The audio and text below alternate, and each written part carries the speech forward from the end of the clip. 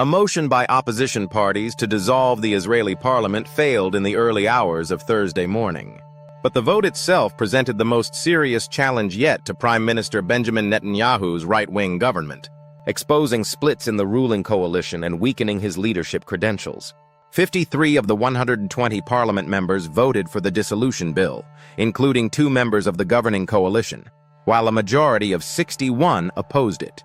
Despite the defeat, representatives of the opposition parties said that they had nevertheless managed to drive a wedge into the coalition's ranks. By bringing the bill to a vote, the opposition parties plan to exploit a fight within the governing coalition over the contentious, decades-old policy that has largely exempted ultra-Orthodox men who are studying religion in seminaries from compulsory military service. Mr. Netanyahu's ultra-Orthodox coalition partners, the United Torah, Judaism, and Shas parties, have been locked in a dispute with other members of the government over proposals to enlist many ultra-Orthodox men of draft age into the armed forces. The issue has taken on more urgency and spurred growing public anger and scrutiny since the Hamas-led attack on October 7, 2023, ignited Israel's war in Gaza.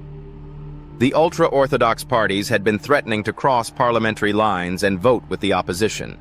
If they had done so in a united front, they would have provided the opposition with the majority needed to dissolve parliament.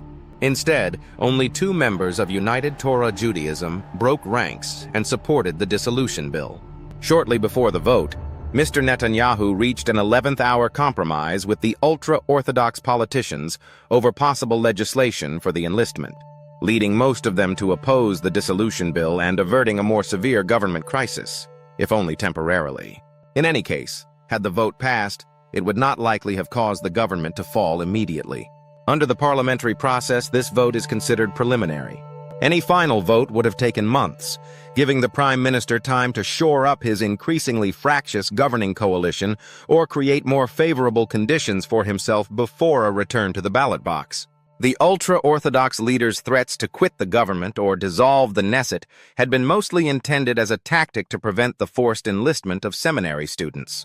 The hurried compromise reached early Thursday was unlikely to solve the conundrum over ultra-Orthodox enlistment that has confounded successive Israeli governments. But it could buy Mr. Netanyahu time. Netanyahu is a master of stalling, said Aviv Bushinsky, a political analyst and a former media advisor to the Prime Minister in one of his previous terms. No government would be able to find a formula for enlistment in the near future that would satisfy the ultra-Orthodox parties. The Israeli public and the military, he said, so the only solution is to try to delay.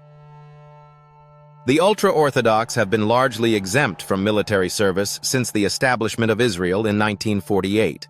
Yet the number of full-time religious seminary students has grown from hundreds to tens of thousands in that time. Israelis have long bristled over a lack of equal treatment in a country where most Jewish 18-year-olds, male and female, are conscripted for years of compulsory military service. The long war in Gaza has added to the anger and underscored the military's need for more soldiers. A year ago, Israel's Supreme Court ruled that the mass exemption policy must end. Mr. Netanyahu's coalition was formed in 2022 and commands a majority of 68 seats in the parliament. Shas and United Torah Judaism hold 18 seats between them, giving them strong leverage. The next election would take place in October 2026 if the government were to reach full term. The ultra-Orthodox parties are not keen to break up the government, which is the most right-wing and religiously conservative in Israel's history. Their constituencies have been given a lot of financial support and other privileges, and they would have little to gain from an early election, as it is unlikely that they would do better in any other coalition or political constellation. Mr. Netanyahu's government has become increasingly unpopular since October 2023, with opinion polls indicating that the coalition would not win an election at this time. Many Israelis are outraged at the Prime Minister's refusal to take personal responsibility for the intelligence, policy, and military failures leading up to the 2023 attack and for not doing enough to return the hostages who were taken that day and remain in Gaza.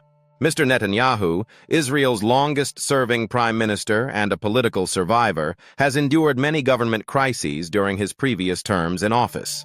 But the split inside the coalition has given the opposition parties, a diverse collection of left-wing, centrist, right-leaning, and Arab factions, a rare political opportunity to challenge the government.